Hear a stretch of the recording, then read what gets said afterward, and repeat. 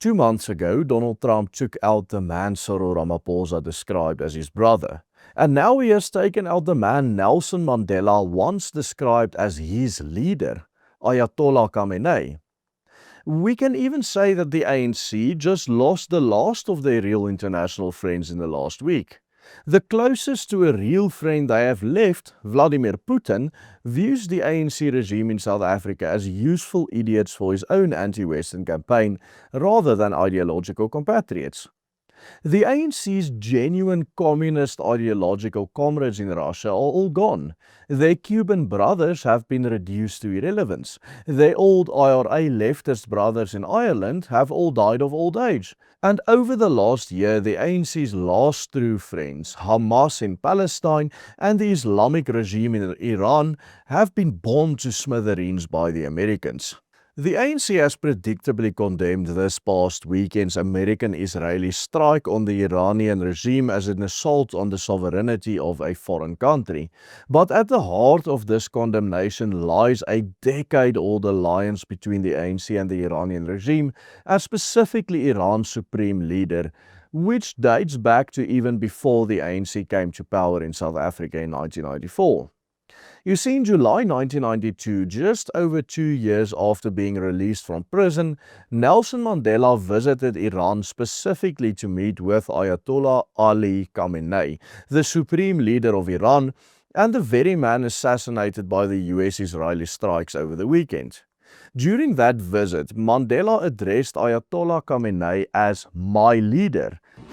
My leader, how are you?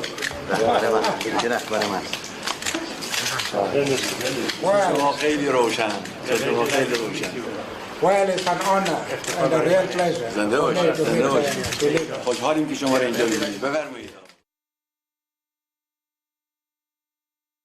According to his own words, the South African president decided to visit Iran to praise the Iranian government and nation for their support of the struggle of the ANC against apartheid. Mandela also referred to the Islamic Revolution in this country as a highly successful struggle against Western oppression.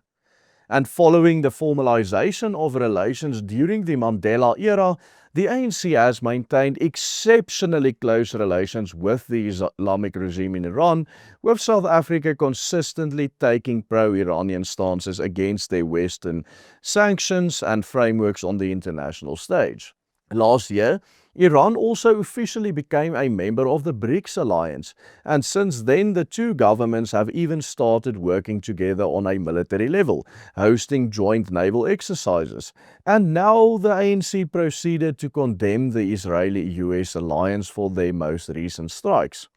But how did South Africa end up in a position where one of our greatest allies of the government is now at war with the United States?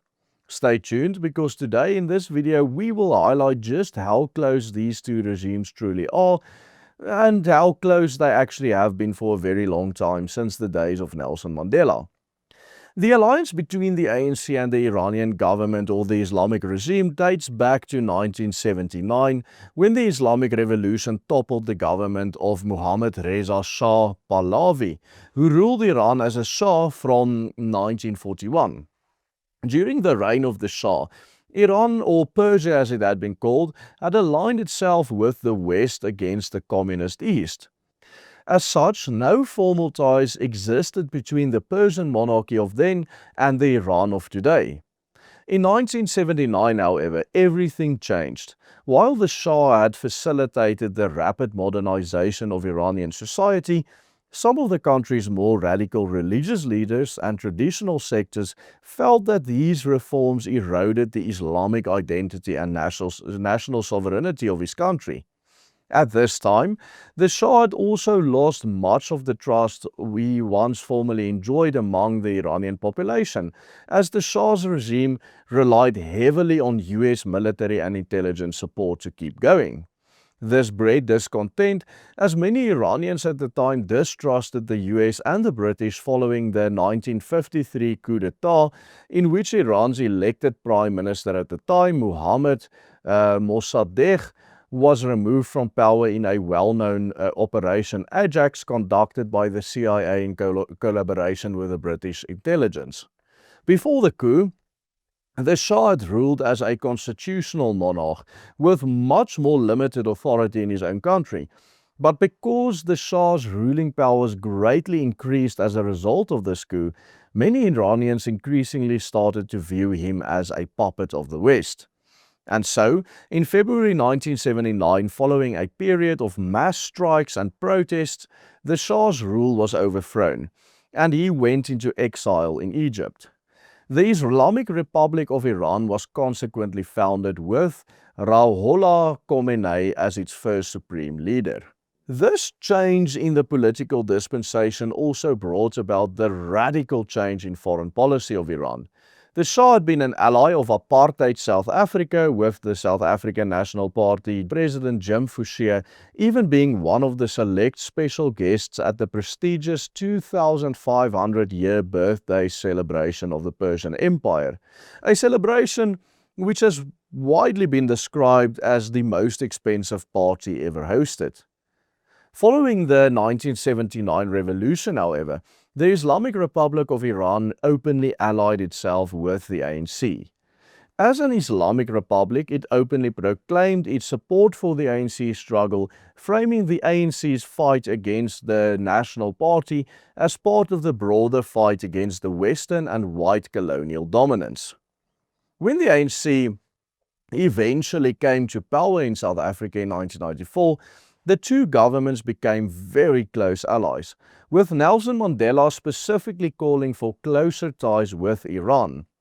Mandela visited Tehran not only in 1992, but also again in 1999 on both occasions, meeting with Iran's now former supreme leader, and highlighted how he sees the struggle for Islamism in Iran and the black rule in South Africa as essentially mounting to the exact same thing.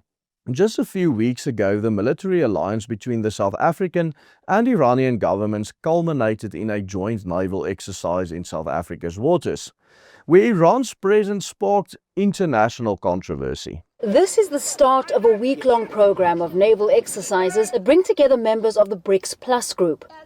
While Russia, China, Iran and the United Arab Emirates are participating, other members, like Brazil and India, have stayed away. Host South Africa says it's the culmination of months of planning.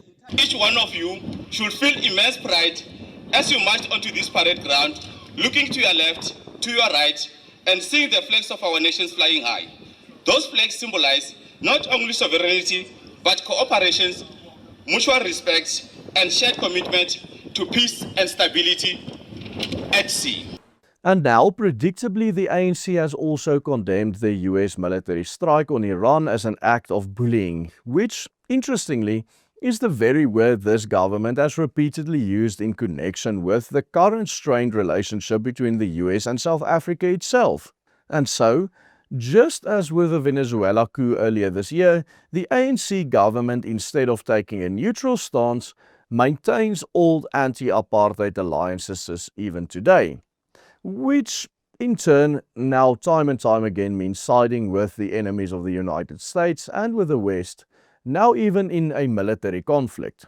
And so, after having taken out the ANC ally Maduro in Venezuela, the man Ramaphosa described as his brother, this latest American-Israeli strike has now taken out Ayatollah Ali Khamenei, the man Nelson Mandela himself once described as his leader. We recently also covered how ANC President Ramaphosa rushed to defend Maduro after the US operation in Venezuela, condemning it as a violation of international law.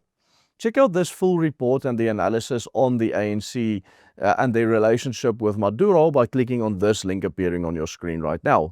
And do remember that you can support our work by becoming a paid member of the Willem Petzer Group. Only with your investments are we able to continue making videos such as these every day. Simply follow the easy steps on this banner below. Goodbye and God bless.